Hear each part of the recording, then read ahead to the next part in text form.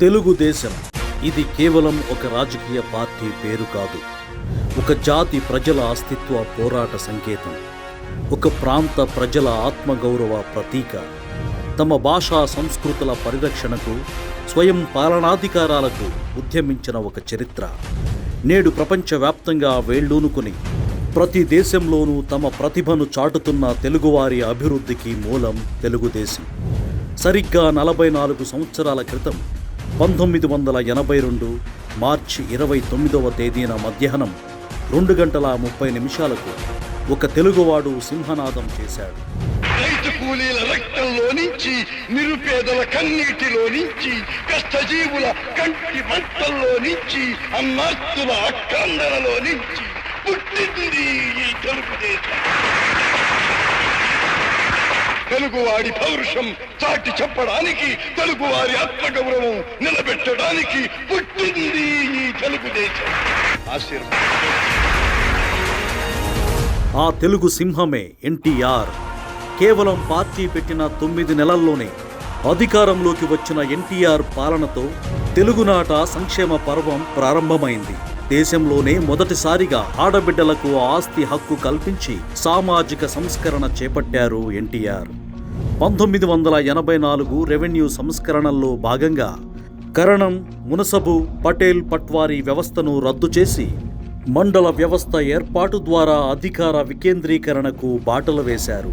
దేశంలోనే మొదటిసారిగా వృద్ధులకు, వితంతువులకు 30 రూపాయల పింఛను అందించిన మానవతావాది ఎన్టీఆర్.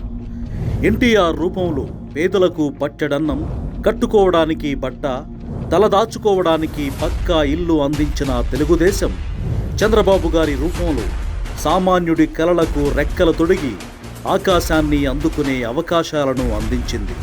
పాలనలో సాంకేతికతను ప్రవేశపెడుతూ దేశంలోనే మొట్టమొదటిసారిగా ఈ గవర్నెన్స్కు నాంది పలికిన చంద్రబాబు గారు ఆంధ్రప్రదేశ్ విజన్ 2020 పేరుతో ఓ దార్శనిక పత్రాన్ని చంద్రబాబు గారు విడుదల చేసినప్పుడు ఆ మాట విని నవ్విన వారికి సమాధానమే సైబరాబాద్. ఐటీ అన్న పదాన్ని మారుమూల తెలుగు యువతకు పరిచయం చేస్తూ 1998లో ప్రారంభమైన హైటెక్ సిటీ ఒక అంతర్జాతీయ సంచలనం. అదే సమయంలో సమాజంలో దాదాపు సగం శాతమున్న మహిళల శక్తిని, మేధస్సును, శ్రమను, సృజనాత్మకతను వెలుగులోకి తేవాలన్న లక్ష్యంతో చంద్రబాబు గారు డ్వాక్రా సంఘాలను ఏర్పాటు చేశారు. మహిళలకు విద్యా ఉద్యోగాలలో 33% రిజర్వేషన్లు అమలు చేసి ఎంతో మంది ఆడపడుచులకు ఉన్నత విద్య, ఉన్నత ఉద్యోగాలు అందేలా చేశారు. సంపన్న వర్గాలకే పరిమితమైన గ్యాస్ స్టవ్ వినియోగాన్ని దీపం పథకంతో పేదల వంటింట్లోకి తెచ్చారు. జన్మభూమి, ప్రజల వద్దకు పాలన, ఈ గవర్నెన్స్, మీ సేవ, రైతు బజార్, పచ్చదనం, పరిశుభ్రత, ఫైళ్ల క్లియరెన్స్ వారోత్సవాలు, ఇలా ఎన్నో వినూత్న ఆలోచనలతో రాజకీయాలు ప్రజల జీవితాలను, సమాజాన్ని బాగు చేస్తాయన్న భావనను కలిగించారు. చంద్రబాబు గారి హయాంలో వేల కొద్దీ ఐటీ ఉద్యోగాలతో పాటు వేల కొద్దీ ప్రభుత్వ ఉద్యోగాలు కూడా యువతకు అందివచ్చాయి. జాతీయ రాజకీయాలలో సైతం నిర్ణయాత్మక శక్తిగా ఎదిగి ప్రధానులు, రాష్ట్రపతుల నియామకాలలో కీలక పాత్ర పోషించింది తెలుగుదేశం పార్టీ.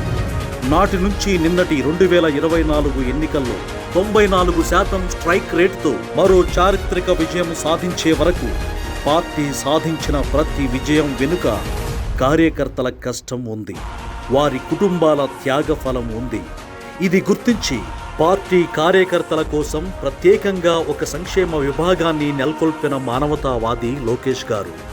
తెలుగుదేశం పార్టీలో 3వ తరం నాయకుడిగా ఆయనలో యువ ఉత్తేజంతో పాటు నిలకడగా, లోతుగా ఏ సమస్యనైనా మానవతా దృక్పథంతో ఆలోచించే పరిణితి ఉంది.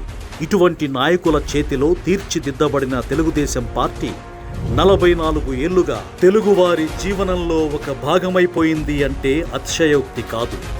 అటువంటి తెలుగుదేశం పార్టీ 44వ ఆవిర్భావ దినోత్సవం సందర్భంగా పార్టీ కార్యకర్తలకు శుభాకాంక్షలు.